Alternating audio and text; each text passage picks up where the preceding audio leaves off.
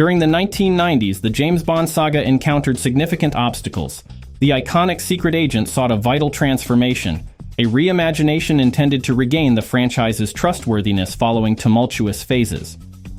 In 1995, the movie GoldenEye surfaced as a production that not only resurrected James Bond's persona, but also ushered in a new actor. Pierce Brosnan was selected to embody the character.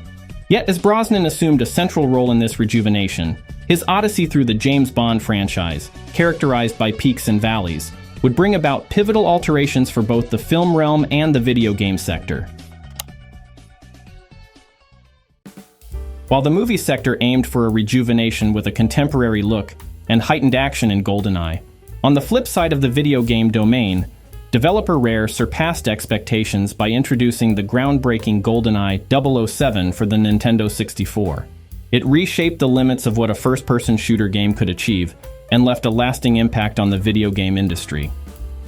In this setting, amid the revival and obstacles, a captivating narrative unfolds, delving into the influence of Brosnan and the phenomenon that GoldenEye became in the 90s. Since its introduction to cinemas in 1962 with Dr. No, the James Bond 007 franchise had its share of successes and setbacks. However, none posed as formidable a challenge as the shift from the Timothy Dalton era to the Pierce Brosnan era. Following 7 films featuring Roger Moore, the necessity for a revitalization became apparent, as Bond had adopted an excessively informal demeanor, straying from the gravitas of Ian Fleming's original portrayal.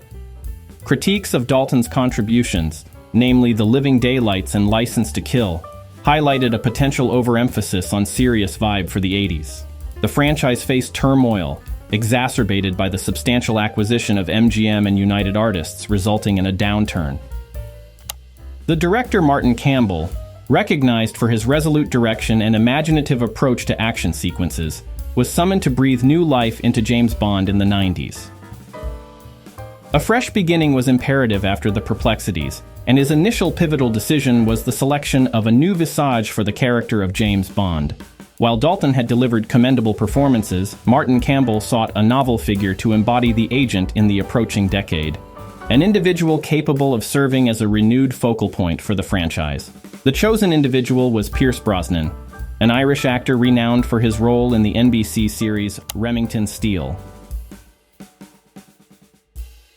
With Pierce Brosnan stepping into the role of the new 007, the entire franchise underwent a comprehensive transformation, encompassing changes in action sequences, character portrayals, plotlines, and even the modernization of the iconic theme music. In a contentious move, Judi Dench was selected as the new M, marking a historic moment as the first time a woman assumed the role. Brosnan's distinctive blend of ease and seriousness breathed new life into the James Bond brand, effectively bridging the gap between the realms of cinema and video games.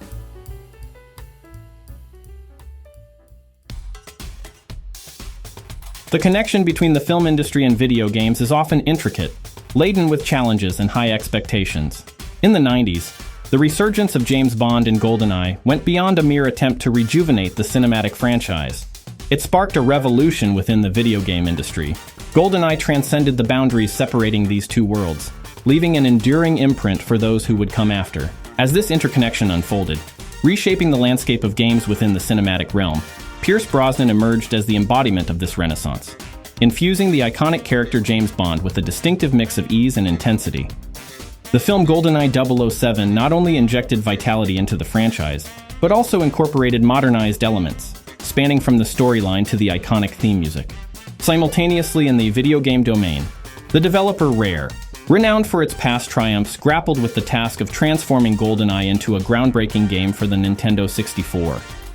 The outcome surpassed mere adaptation, evolving into a masterpiece that exceeded expectations and established a new benchmark for first-person shooter games. The Rare team confronted the challenge of crafting GoldenEye 007 for the Nintendo 64 before the hardware specifications were finalized. An initial suggestion for a 2D platform game on the Super Nintendo met with initial hesitation from the Rare team. However, Martin Hollis, a devoted James Bond enthusiast within the team, took the lead, proposing an idea that eventually evolved into a significant undertaking. GoldenEye's narrative as a film marked the franchise's first departure from adapting a book or short story by Ian Fleming. The story centered around a mysterious character, Agent 006, portrayed by Sean Bean, who returns from presumed death-seeking vengeance. This straightforward plot provided the foundation for captivating action sequences, intriguing characters, and one of the saga's most memorable conclusions.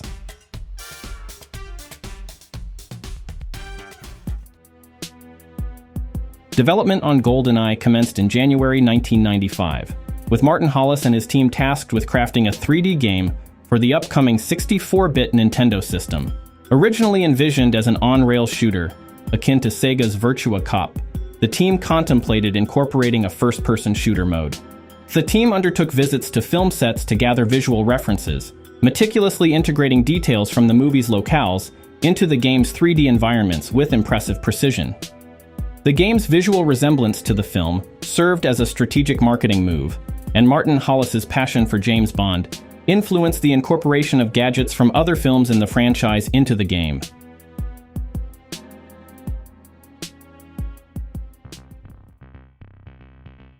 GoldenEye not only took cues from cinematic scenes, but also embraced a distinctive approach to level design. Influenced by gameplay sessions of Mario 64, the team adopted an anti-design strategy, first creating the stage and establishing objectives and enemies afterward.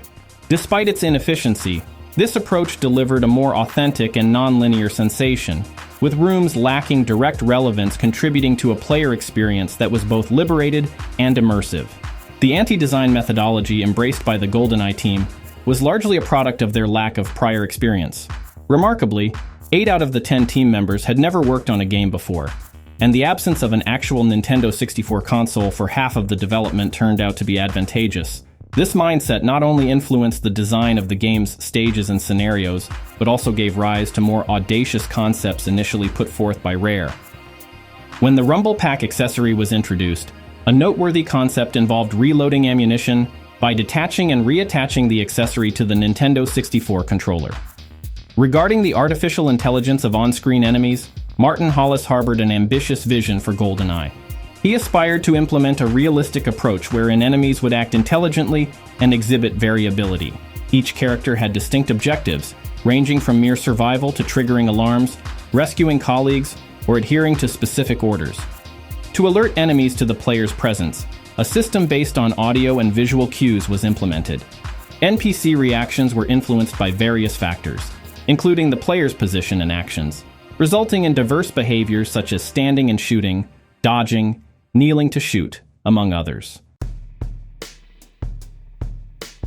While the AI may appear rudimentary by today's standards, it represented a noteworthy innovation in 1997.